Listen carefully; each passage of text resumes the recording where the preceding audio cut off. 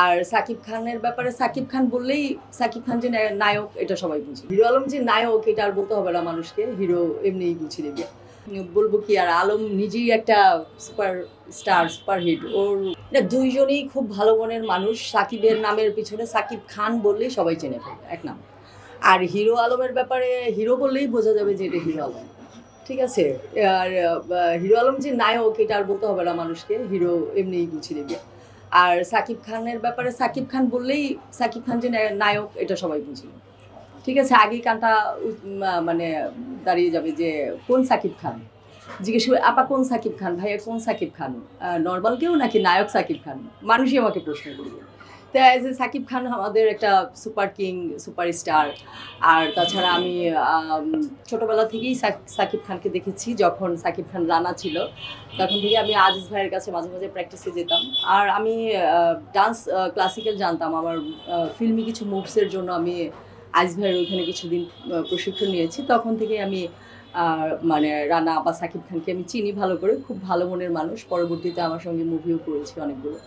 এর মধ্যে বাহাদুর সন্তান, আরও কিছু আছে, কঠিন সিদ্ধান্ত মেবি, এগুলো খুব মানে সুপার হিট। হ্যাঁ, আর আলমের ব্যাপারে তো মানে বলবো কি আর, আলম নিজেই একটা সুপার স্টার, সুপার হিট। ওর মানে প্রতিটা পদে পদেই মানে রিভেঞ্জ বা প্রতিটা পদে পদে একটা থ্রিল, একটা কোশ্চেন মার্ক থাকেই। পরবর্তীতে আলম কী করবে?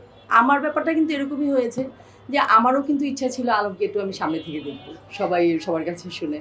তা আমার ওস্তাদও যখন মুভিতে অভিনয় করলো, কাজী হায়াৎ ভাই, তাছাড়া আমাদের চিত্রনায়িকা মুনমুন আপি, সবাই যখন অভিনয় করেছে, আমি যখন ওর রিকোয়েস্ট পেলাম মিলনের মাধ্যমে, আমাদের আরেকজন ডান্স ডাইরেক্টর আছে মিলন, ও আমাকে রিকোয়েস্ট নিয়ে গেল, অফার নিয়ে গেল, তখন আমি বললাম যে ঠিক আছে আমি আলমের মুভিটা করে দেবো। ওই তারপরে সেই সুবাদে আলমের মুভি করা, আলমকে সামনে থেকে দেখা।